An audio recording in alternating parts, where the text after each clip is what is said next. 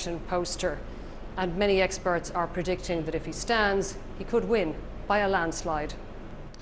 All Algerian there, and watching with great interest my guest Mona Zulficar, who's the deputy chair of that big committee, 50-member committee in charge of drafting the new constitution in Egypt. And I know that your duties extend way beyond that as well to other legislation. Thank you very much for coming in.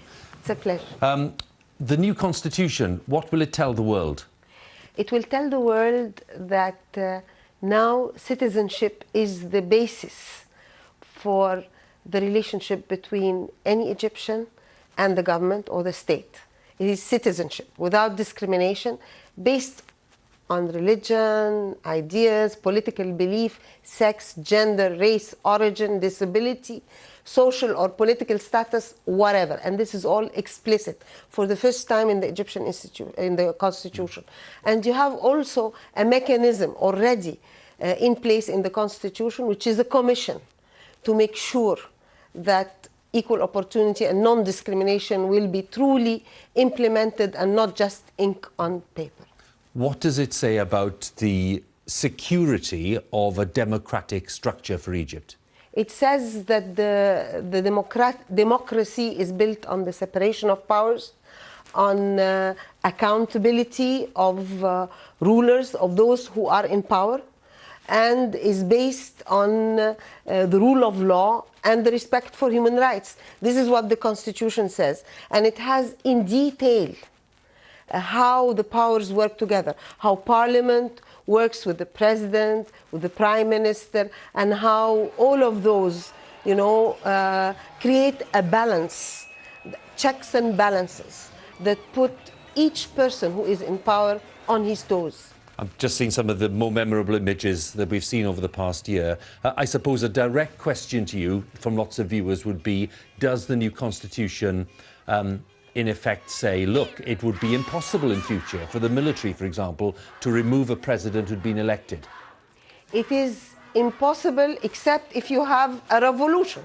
I mean, if you have a revolution anywhere in the world, all the rules won't apply, because the rules apply under normal circumstances. But if you have a popular revolution, there is, I'm a lawyer. You have the legitimacy of the rule of law, and you have the legitimacy of a revolution. And it changes, they are both way different. But I can tell you that the Constitution, because it will create rules of accountability, where no president like Morsi can get away with issuing constitutional declarations that make his decisions immune against judicial review. It will never happen again, because the new constitution will put the newly elected president accountable, and Parliament can recall him if he breaks the constitution. So this is something that is brand new. We learn the lessons from real experience. And we came to a situation where we had a president who was breaching the constitution. He was breaching the independence of the judiciary. He was, and going without any reprimand, without any redress. Now, the new constitution has taken care of that. We can recall our president by public referendum and through members of parliament. How confident are you that the people of Egypt will vote very strongly in favour of this new constitution?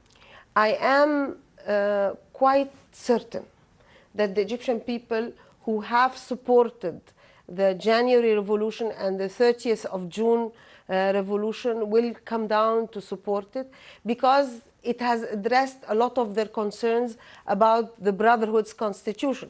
Remember, the Brotherhood's constitution allowed incitement of hatred, allowed religion to be mixed with politics, allowed the people of politics to incite hatred against their opposition. If you opposed me politically, you are, sacrilegious. You are opposing God.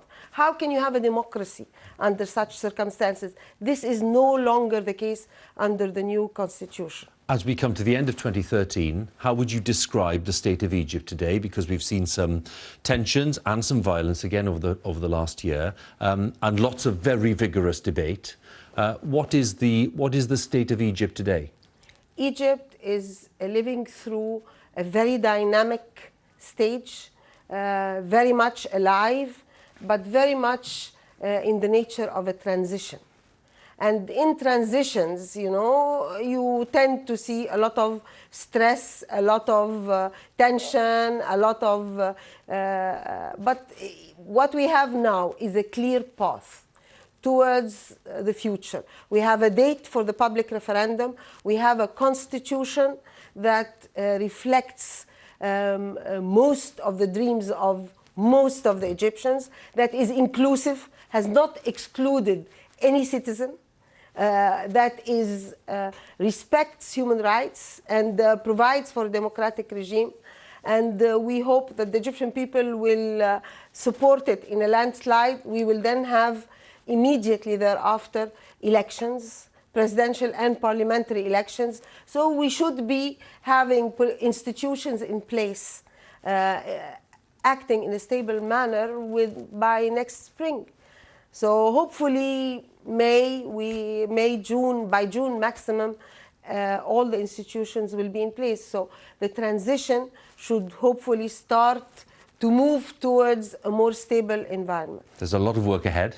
A lot of challenges, a lot of work. It's very difficult.